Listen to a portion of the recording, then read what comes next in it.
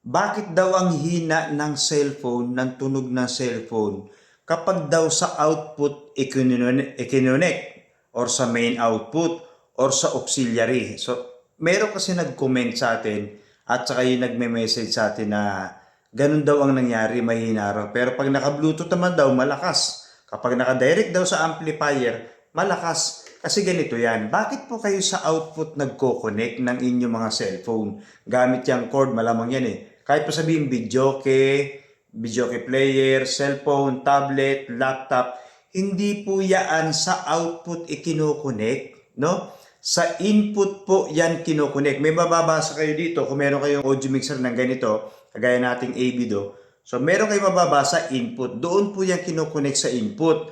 Pwede rin naman sa microphone input or sa input ng mga PL jack or tinatawag natin na pwedeng dito yan sa mga condenser, no? So depende po yan eh. So sa cable lang talaga tayo nagkakaiba. Hindi po sa auxiliary. Ang auxiliary po kasi ay output din po yan, no? Sa mga audio mixer, output po ang AUX. Kung nasa amplifier ang AUX or auxiliary or aux, yun po ay input. Okay, uulitin natin. Kapag meron kayong audio mixer at may nabasa kayong AUX or auxiliary 1, auxiliary 2, yan po ay output, no? Diyan po madalas ikinokonek yung subwoofer or bass or low or yung sub ninyo na halimbawa, meron kayong amplifier para sa subwoofer, sa auxiliary po ikinokonek. Okay? Hindi po cellphone ang ikokonek nyo dyan. Ang cellphone po, ulitin natin, ang cellphone pwedeng Bluetooth, no? Pwede po na line input kasi gagamit kayo ng cable. May bababasa kayong line in or input doon po. Okay, ulitin natin, pwede po sa mono, kung meron kayong mono, pwede po sa mga input ng mga microphone.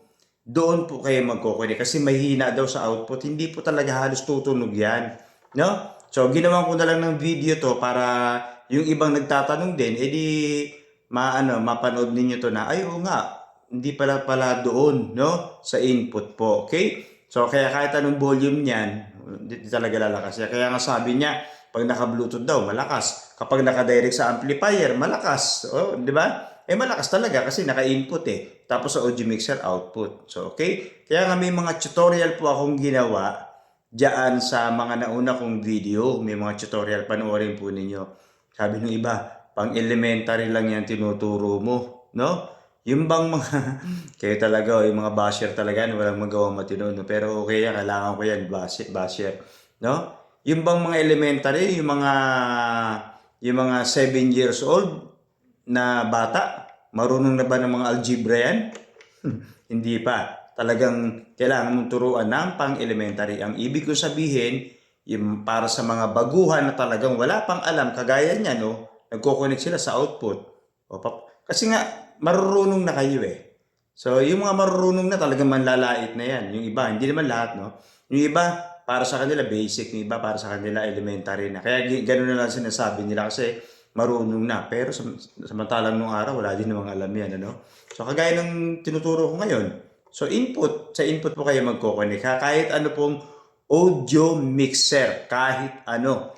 Basta ang mga source of music po ninyo or yung mga panggagalingan po ng mga kanta, smart TV, no, yung inyong mga videoke player, cellphone, tablet, laptop, computer, lahat po papasok sa input. Or yung iba binu-Bluetooth, no? Or yung iba USB. Okay, uulitin natin yan ha. Inuulit-ulit ko para po matandaan ninyo. Hindi po kayo sa output magko-connect ng cellphone kung gagamit kayo ng cable. Hindi rin po sa AUX1 or AUX2. Magko-connect kayo sa mga line input ng per channel. Yan, inulit-ulit ko na yan para matandaan po ninyo. Okay? So, binigyan ko lang kayo ng example. So, yan, balik-balikan nyo yung video natin. Subukan nyo na agad yan at doon na kayo mag-connect ng cellphone sa input para malakas po, no?